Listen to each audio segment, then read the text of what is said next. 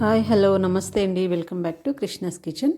ఈరోజు దేవీ నవరాత్రుల్లో 3వ రోజు అండి. ఈరోజు 3వ రోజు అమ్మవారు అన్నపూర్ణాదేవిగా అలంకరిస్తారండి. ఈరోజు అన్నపూర్ణాదేవికి ఇష్టమైన ప్రసాదం వచ్చేసి పొంగల్ అండి. పొంగళ్ళు లేదా పరమాన్నము, బెల్లం అన్నం అండి. ఇప్పుడు ఈ బెల్లం అన్నంని, అమ్మవారికి ఇష్టమైన ఈ పరమాన్నంని ఎలా తయారు చేయాలో వీడియోలోకి వెళ్ళి చూసేద్దాం పదండి. ముందుగా దానికోసం ఒక గ్లాస్ రైస్ తీసుకోవాలండి. అందులో ఒక 2 టేబుల్ స్పూన్లు శనగపప్పు వేసుకొని ఒక 3-4 సార్లు నీట్గా వాష్ చేసుకోవాలి. ఇలా వాష్ చేసుకున్న దాంట్లో 1కి 3 గ్లాసులు వాటర్ వేసుకొని చిన్న మంట మీద ఉడికించుకోవాలండి.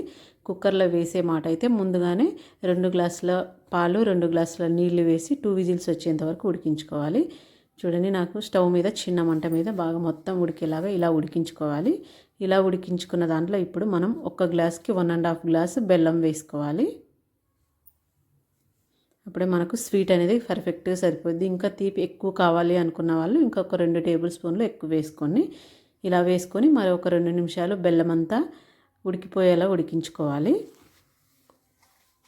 ఒక 2 నిమిషాలు చిన్న మంట మీద ఉడికించుకోవాలి. ఈలోపు మనం ఇంకో ప్యాన్ పెట్టుకొని 2 లేదా 3 టేబుల్ స్పూన్లు నెయ్యి వేసుకొని బాదం పప్పు, జీడిపప్పు, కిస్మిస్ వేయించుకొని పక్కన పెట్టేసుకోవాలి.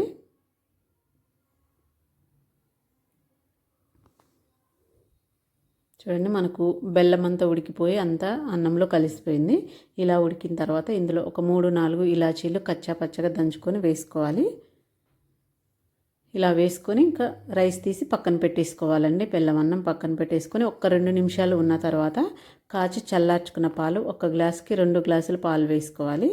మీకు కొంచెం లూజ్గా కావాలి అనుకుంటే 3 గ్లాసుల పాలు వేసుకోండి.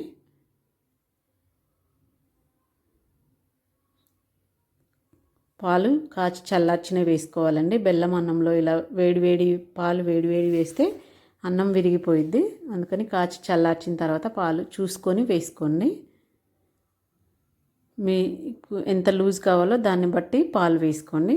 2 గ్లాసెస్ అయితే కంపల్సరీ వేసుకోవాలి. ఇలా వేసుకొని మొత్తం బాగా కలుపుకోవాలి. ఇలా కలుపుకున్న తర్వాత మనం ముందుగా వేయించి పెట్టుకున్న జీడిపప్పు, బాదం పప్పు అందులో వేసేసుకోవాలి.